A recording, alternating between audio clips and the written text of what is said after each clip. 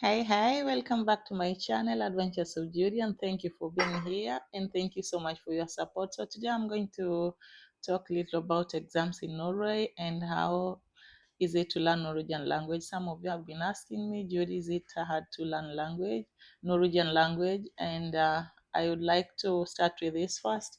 Learning Norwegian language, if you speak English, is not, I won't say it's difficult because Norwegian is so similar to English.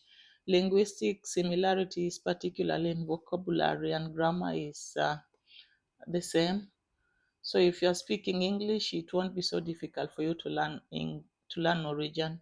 The only difference is Norwegian has 9 vowels while English has 5. English you have A, E, I, O, U. Norwegian you have A, E, I, O, U. Then you have E, then you have E, O. I do not pronounce them so well. I still struggle to pronounce them, and like adult foreigners, some find them difficult to pronounce because we do not have that natural. We don't know where it's placed in the tongue correctly.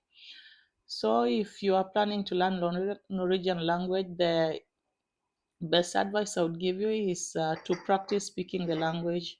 Do not just learn it in class and close your books. You can go as far as speaking it at home because already you are speaking your mother tongue and other English language and other languages. So now you need to focus on learning this language.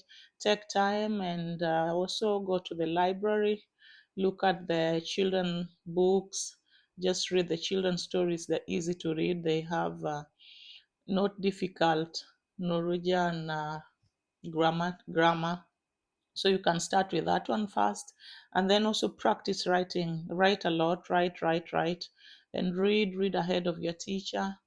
And also, it just practice speaking. The only challenge we face as foreigners is that in Norway they have dialects. Every region in Norway, like every fylke or commune, they have their own dialects, and the Norwegian we learn at school is bokmål or nynorsk. So it might be difficult for us to understand the dialect in the beginning while you start with your language. For example, if I'm talking Norwegian with another foreigner, I understand everything they're saying because we are both communicating in bokmål. But if I'm talking with my mother-in-law, I will notice that she's speaking some words that I struggle to understand because it's dialect. And then also in Norway, they have nynorsk. So in Norway, they have two bokmål og nynorsk. Og nynorsk is spoken mostly on the other side of Norway in the southeast and south. And most of my friends I know who lives on those side, they say nynorsk can be difficult. Yeah. So just practice, learn. If you are speaking English, you have a good advantage. It's written the same way English is written. Writing might take time. Also understanding. Just watch the Norwegian channels and practice. Speak it. Do not shy away from speaking. Most adults think they are making mistake while speaking foreign language, but don't even shy away, because if you shy away, it takes away and you get shy and you stop.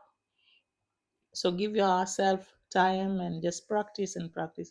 So I have been away because I have been busy with my exams. You see what I'm studying for right now: history, Norwegian VGS 3 på big. And imagine I'm studying this in Norwegian language.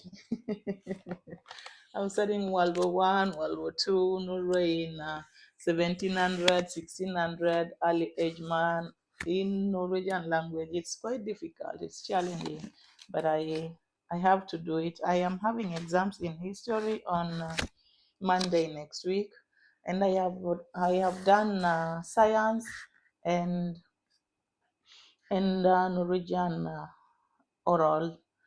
So now I am left with two, which is history and Norwegian writing, and I hope I will go through.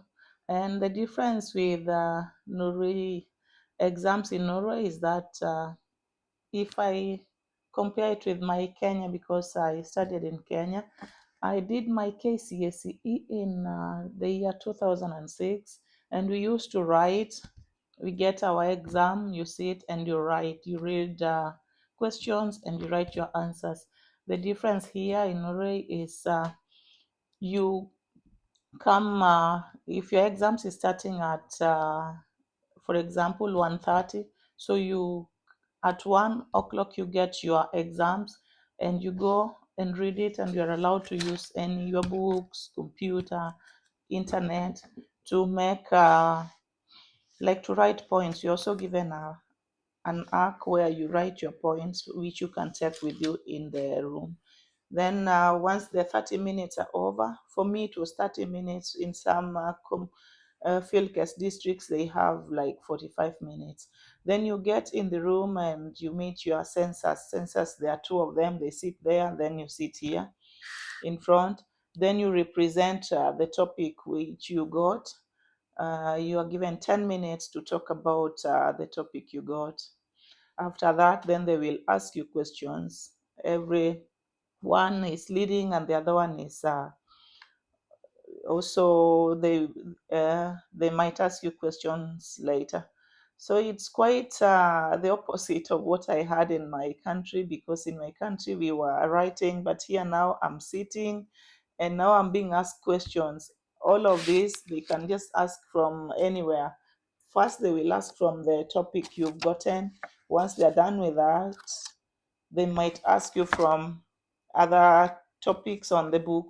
And I find it intimidating and nerve wracking. I i have been so nervous. Yeah, it's not easy. And then the disadvantages of being a private candidate, because I was a private candidate, I was not studying from school. I registered privately because last year I wanted to, getting a permanent residence in Norway has changed. Even getting a citizenship, you need to have an income for you to qualify. So I wanted to work more so I could qualify for this, which I did. Now I have permanent residence in Norway. So if I was going to be in school full time like I did the other time, I couldn't make it, because it means I'm not able to work 4 days or even 5 days a week. And also the school close to us was not offering POBIG, the third year for the IRCES linear. So it means I was going to go to the neighbor commune to school, and I started there. I applied and I started there, but it was quite difficult for me in the morning with the children when my husband is away, because I have to drive them to the daycare, to school. Then I have to drive again 50 minutes away, which was quite challenging. It means I was going to arrive in school late every day. So I chose to be private. So the disadvantage of being private student like me was that I learn by myself, and as I work and with small children, it has been quite challenging, because when I go to work in the morning, I come back, I pick the children from school and from daycare, then I come with them home, and then I will have to make dinner. This is if my husband is offshore. Make dinner for us, we eat. And then children, they always want to be active, they want to go outside, they want to play. You cannot say no to them. It's not easy here. Even if it's snowing, it's raining, it's wind, they say in Norway there's no bad weather, it's only bad clothes. So there are clothes for every weather. If it's raining, there are clothes for rain. If it's snowing, they're closed for snow. If it's sun, there's no. So they have.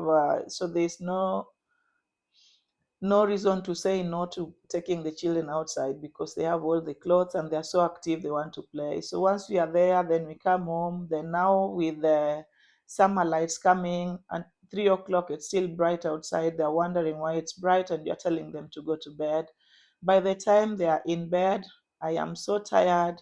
I try to come and check my books, but it's not so doable. So I try as much to learn, study when they are in school, when they're not at home. and I try as much.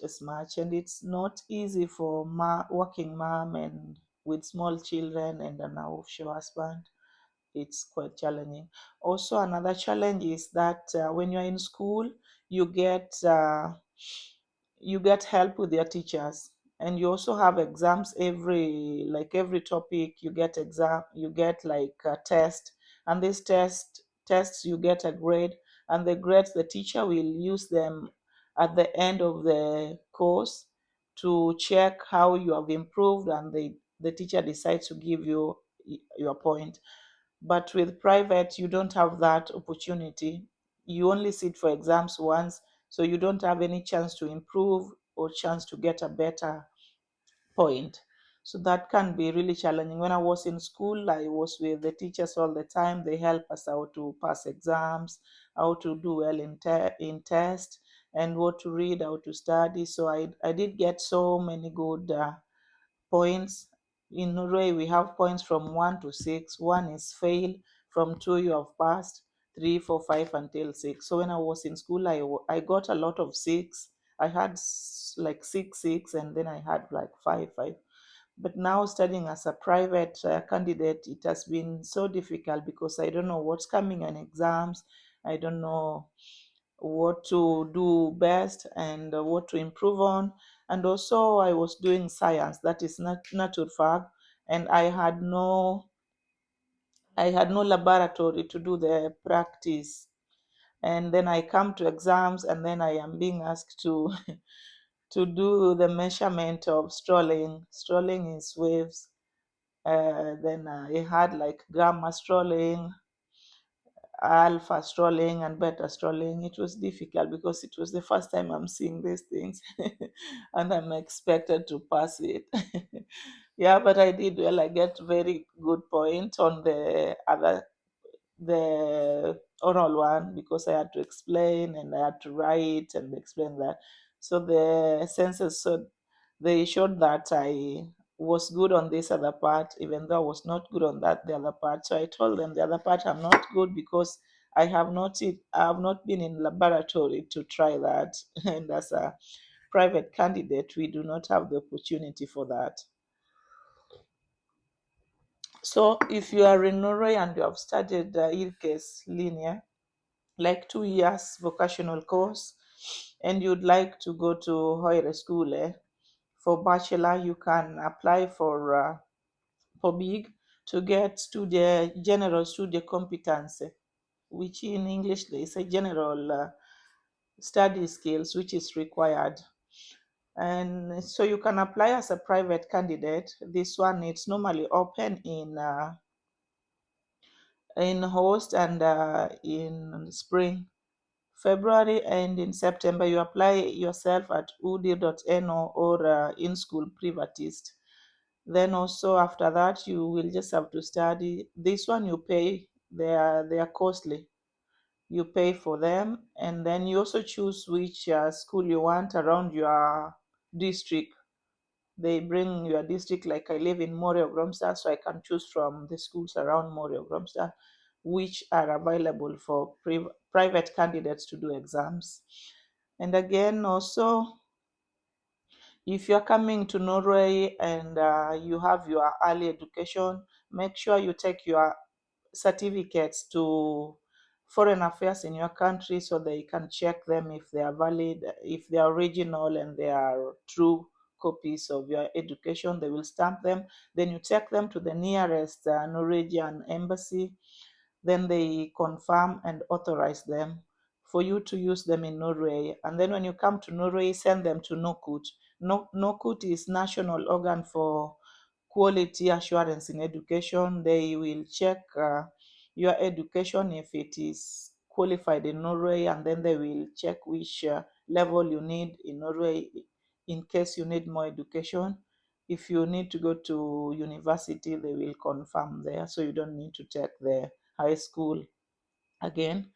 Also, you can check on some other uptak if you to check which level you are qualified for their countries and their subjects you are you are exempted from taking, like if you're coming from an English speaking country or a country which has English as a national language, you can be exempted from taking English. And also there are other subjects where you can be exempted if you have good grades. So they have every country, and if you click on the country, your country, you will get more information about this. So yes, that is also now learning nursing and social work. They do not need character. The character is not required. Like before, it was you must have 3 points in mathematics and in Norwegian, orals and written. But now they have taken that away. You only need to pass it, and passing is from 3 points. It's from excuse me, it's from 2 points. So that is all you need to come to. Then you apply for it. You must apply. You send your application, and then you start schooling. And thank you for watching. Next time I will talk about culture shock in Norway and motherhood in Norway. So thank you so much. If you have not subscribed yet, what are you waiting for? Like always, let's meet in the comment. If you're in Norway and you're planning to take POBIG, let me know in the comments. Maybe I might send you my exam papers so you can even practice on them, because I did not have that, so it was quite difficult. And for you, I can just give you my papers and you check on. So let's meet in the comment section. And I am also here to tell, I have seen some people in my comments, they are not nice. Please, I would like you to intellectually pass your information without judging or using vulgar words, because even YouTube does not want people to use words that are not nice. Do not come into my comments calling me names. I am not here to call people names. And I've always said these are my experiences. You might live in Norway and you have different experiences. You might have came to Norway many years ago, so you do not have the same experience, because everything is changing in Norway. Every year there are new rules coming, new rules for getting residence card, for getting citizenship. Everything is changing in schools. Everything is changing. So don't come to the comments and calling me names. I'm not here to call people names. I'm just here to give information that I have. Also, if you do not feel like my channel is what you are looking for, please, you can check on the other channels. Just be nice in the comments. And if I'm saying something you do not agree with, you can articulate your comment nicely, professionally. Articulate it like the intelligent person you are, and I will pin it so others can also read it. I'm not perfect. I am also learning. I am only in Norway for 7 years. It's not a long time. So let's learn together. Let's be nice, and thank you for watching. Subscribe, comment, like this post, and like this video, and see you on the next video. Thank you so much. Bye.